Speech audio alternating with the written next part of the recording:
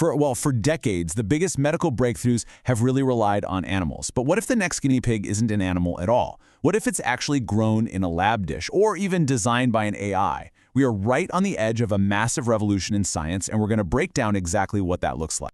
And that really brings us to the core question of this entire explainer. You know, with all these incredible new technologies popping up, pretty much everyone, scientists, ethicists, you name it, is starting to ask, is the age of animal experiments finally coming to an end?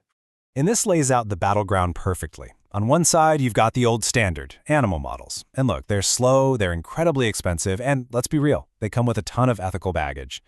But on the other side, you've got these new challengers, AI and organoids, and they're promising a future that's way faster, way more predictive, and tailored specifically to human. So to really get why this shift is happening, we first have to talk about what's been, for a very, very long time, the unquestioned gold standard of research. Yeah, and it's honestly hard to overstate just how critical this approach has been. I mean, we are talking about Nobel Prize-winning work here, like Hubel and Weisel's incredible mapping of the visual cortex, which they did using cats. For more than 100 years, this was just how it was done. This was the way we expanded what we knew about the brain. But here's the catch with that gold standard. It's really starting to show its age. The dirty little secret is that over 90% of drugs that seem to work perfectly in mice fail when they get to human trials. I mean, just think about that. That is a staggering failure rate. And it's especially bad for diseases that are uniquely human, like Alzheimer's. So what we're left with is a system that's not just ethically tricky, but in many ways, it's scientifically broken. And that's the real reason we're seeing this revolution. All right, let's get to our first new challenger. Imagine for a second that you could test a new drug not on a mouse, but on a tiny, living version of a human brain that was grown in a lab. I know, it sounds like something straight out of sci-fi, but it is happening right now.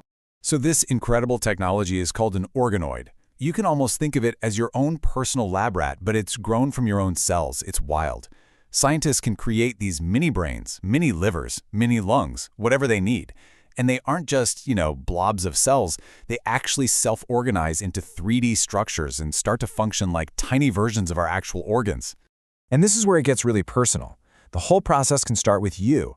Scientists take a simple skin or blood sample from a patient, wind those cells back to their stem cell state, and then coax them into growing a mini organ that is genetically identical to that person. This means we can test a drug on your specific biology, on your mini brain or mini tumor, without ever putting you at risk. It's truly personalized medicine. And the ways we can use this are absolutely game-changing. We can build a blood-brain barrier on a chip to see if a drug can even reach the brain in the first place. For cancer patients, we can grow their own mini tumor and test a dozen different chemotherapy drugs on it to see which one works best. We can even create personalized metabolic chips to study diabetes. The bottom line is, these organoids are revealing things about human diseases that mouse models simply never could. Okay, so we've talked about the biological side, the brain in a dish. Now let's pivot to the digital, because running right alongside organoids, artificial intelligence is popping up as this unbelievably powerful predictive engine that's completely changing how research gets done. And you can really see the difference here. Trying to predict how Parkinson's will progress in an animal, that takes years, and it's often inaccurate. An AI model, it can do it with much higher accuracy using data from a single-brain MRI. Or what about screening a new drug for toxicity? That could mean using thousands of animals over a long period. An AI can get a really accurate prediction in a fraction of the time, just from data from cells in a dish. The difference in speed and scale is just staggering. And get this, an AI system recently identified a brand new, promising drug candidate in just 21 days. Let me just say that again, 21 days. The old way of doing that with animal testing, you'd be lucky to do it in a few years, and it would cost millions of dollars. This isn't just a small step up, it is a total quantum leap. And all of this is building towards a concept that is, again, straight out of science fiction, the digital twin. Just imagine a perfect AI simulation of you, fed with all your genomic data, your organoid data, everything. This digital you could then live out 100 different possible futures, testing 100 different drugs to find the absolute perfect one for the real you. It's the ultimate personalized medicine, and it could pretty much make those long-term animal studies obsolete. But as these amazing technologies get more and more powerful, they start pushing us into some really strange and ethically murky waters. And that brings us to the chimera. So in this specific context, a chimera is what you get when scientists take one of those human brain organoids we talked about and implant it into the brain of an animal, like a rat.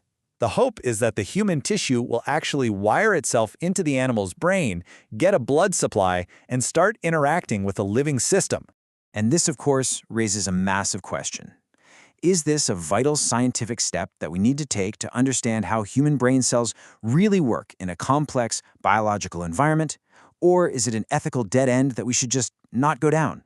So let's try to unpack this a little bit. On the one hand, you've got scientists arguing that these chimeras are a critical tool. They let us study things like how blood vessels grow into brain tissue, which is something you just can't see in a petri dish. But on the other hand, ethicists are, for sure, sounding the alarm. I mean, are we blurring the line between human and animal? What kind of moral status would a creature like this have? And what about the potential for consciousness and suffering? These are huge, huge questions. So, with all this on the table, where does it leave us? Well, we're not looking at a simple one-for-one replacement. What's really emerging is a much more sophisticated, totally new way of doing research, a new hybrid future. The lab of the future is really a hybrid ecosystem. At the very beginning of research, AI and organoids are going to do the heavy lifting, screening thousands of potential drugs for safety and effectiveness. Then, in the middle stages, we'll see things like multi-organ-on-a-chip platforms that show how a drug might affect different body systems all at once. Animal models, well, they won't disappear completely overnight, but they'll be saved for the very last step, for answering those really complex whole-body questions that, for now, we just can't model any other way. And this is not just some pie-in-the-sky idea. This is actually happening right now. Regulators are adapting. The FDA, the agency in the US that has to approve every single new drug, is already on board. They now formally recognize and accept data from organoids and these other non-animal methods. That is a massive policy shift, and it's a super clear sign that we are really entering a new era. Because ultimately, this whole revolution isn't just about replacing animals. It's really about getting better, more accurate results for humans. By shifting away from these imperfect animal models and towards systems that are based on our own biology, the real goal here is to build a new foundation for medicine, one that isn't just more humane, but is fundamentally more precise and predictive for every single one of us.